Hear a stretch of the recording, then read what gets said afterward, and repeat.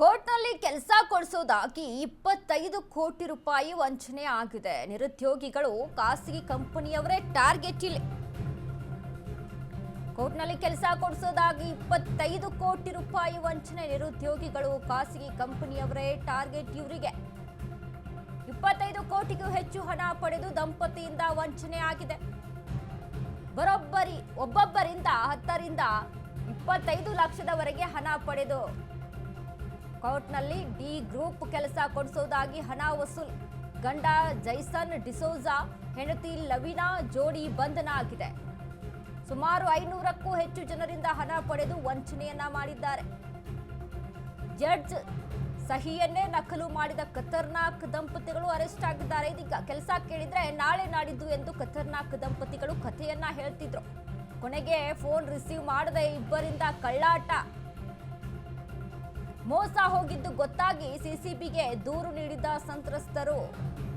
ಸದ್ಯ ಇಬ್ಬರನ್ನು ಬಂಧಿಸಿ ವಿಚಾರಣೆ ನಡೆಸುತ್ತಿರುವಂತಹ ಪೊಲೀಸರು. ಇತ್ತ ಬಸವೇಶ್ವರ ನಗರ ಪೊಲೀಸ್ ಠಾಣೆಗೂ ಸಂತ್ರಸ್ತರು ದೂರನ್ನ ದಾಖಲಿಸಿದ್ದಾರೆ.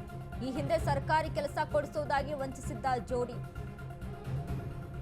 2024ರಲ್ಲಿ ದಂಪತಿಯು ಬಂಧನಕ್ಕೊಳಗಾಗಿ ರಿಲೀಸ್ ಆಗಿದ್ರು. ಅದೇ ಚಾಳಿ ಮುಂದುವರೆಸಿದ್ದರಿಂದ ಕಿಲಾಡಿ ಜೋಡಿ ಇದೀಗ ಅಂಧರಾಗಿದ್ದಾರೆ.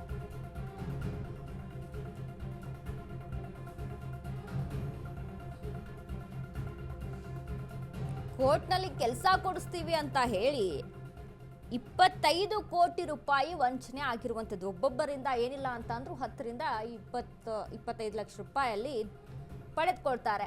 ಕೋರ್ಟ್ನಲ್ಲಿ ಕೆಲಸ ಕೊಡಿಸ್ತೀವಿ, ಸರ್ಕಾರಿ ಹುದ್ದೆಯನ್ನು ಕೊಡಿಸ್ತೀವಿ ಅಂತ ಹೇಳಿ ಮೋಸ ಮಾಡಿರುವಂಥ ಜೋಡಿ ಇದು. ಸುಮಾರು 500ಕ್ಕೂ ಹೆಚ್ಚು ಜನರಿಂದ ಹಣ ಪಡೆದಿದ್ರು ಅನ್ನುವಂಥ ಇನ್ಫಾರ್ಮೇಶನ್. ಗಂಡ ಜೈಸನ್ ಡಿಸೋಜಾ, ಹೆಂಡತಿ ಲವಿನಾ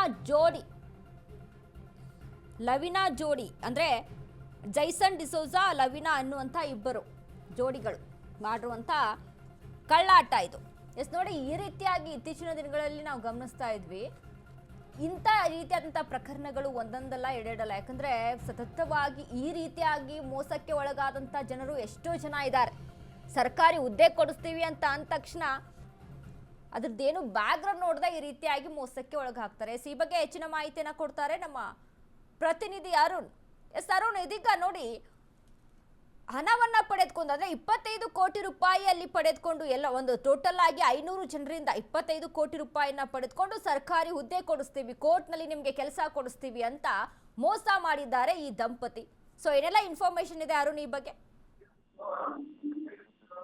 ಏನಂದ್ರೆ ಕೋರ್ಟ್ನಲ್ಲಿ ಕೆಲಸ